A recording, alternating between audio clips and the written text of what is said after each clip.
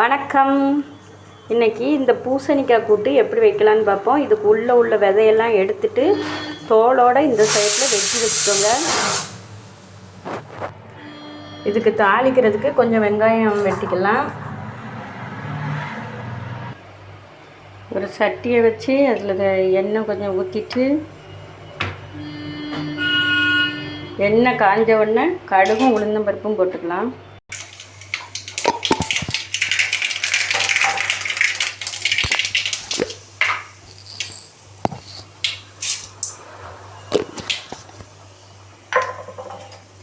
இது கூட கொஞ்சம் சீரகம் போட்டுக்கலாம்.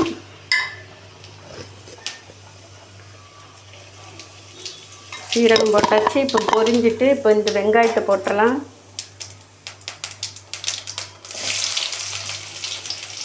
வெங்காயம் போட்டாச்சு. அது கூட கருவேப்பிலை பூரி போட்டுக்கோங்க.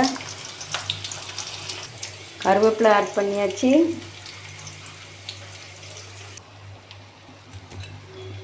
இப்போ இது கூட ஒரு ஸ்பூன் வத்தத்தூள் போட்டுடலாம்.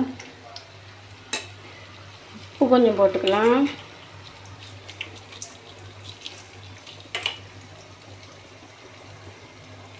மஞ்சத்தூள் கொஞ்சம் போட்டுக்கிடுவோம். இப்போ வத்தத்தூள், உப்பு, மஞ்சத்தூள் 3 போட்டாச்சு.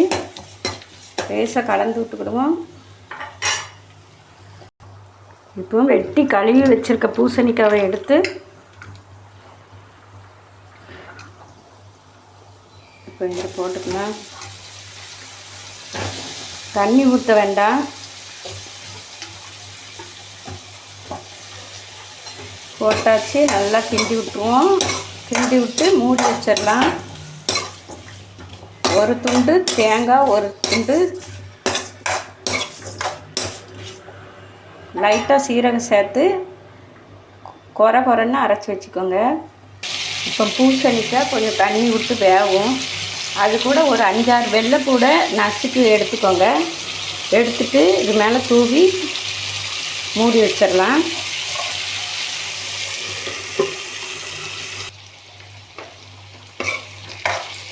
ஒரு நேரம் எடுத்து லைட்டாக கிண்டி விட்டுறலாம். அப்படி இந்த கரண்டியை வச்சு லைட்டாக அப்படி குத்தி பாருங்கள். நல்லா மசிஞ்சிச்சுன்னா கூட்டு ரெடி ஆகிட்டுன்னு அர்த்தம்.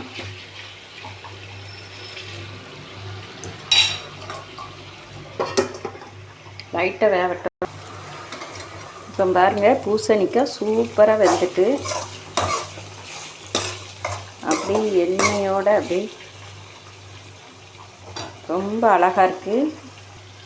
இது கூட தேங்காய் துருவி வச்சதோ இல்லைன்னா லைட்டாக கொரப்பாக அரைச்சதோ தூவிக்கலாம். அவ்வளோதான், பூசணிக்காய் பொரியல் ரெடி.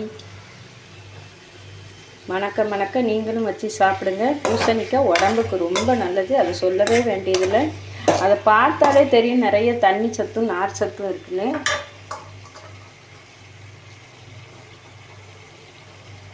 வச்சு சாப்பிடுங்க. தேங்க்யூ. பிடிச்சிருந்தால் லைக், ஷேர், சப்ஸ்கிரைப் பண்ணுங்கள். நன்றி.